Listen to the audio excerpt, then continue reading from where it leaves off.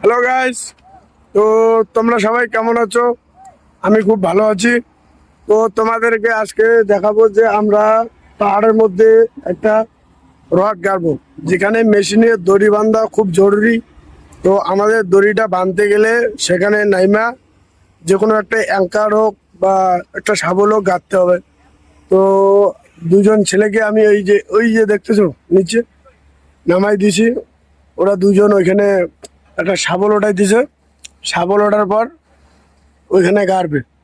তো তোমরা দেখতে থাকো শাবলটা কিভাবে গাড়ে। শাবলটা গাড়ার জন্য অনেক চেষ্টা করতেছে, সেই শাবলটা গাড়া হচ্ছে না, যেহেতু যাচ্ছে না। তারপর অবশেষে আমরা একটা জ্যাক হাম্বার নিয়ে যাচ্ছে উপরে। তো জ্যাক হাম্বারটি যখন উপরে নিয়ে যাচ্ছিল, তো যাওয়ার পর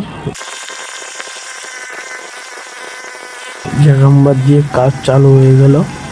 তো জ্যাক হাম্বার দিয়ে যখন হুমটি করে নিলাম, শেষ পর্যন্ত আমরা শাবলটি গাড়িয়ে দিলাম। তো যদি ভিডিওটা ভালো লেগে থাকে তাহলে অবশ্যই লাইক করবেন আর পাশে থাকবেন।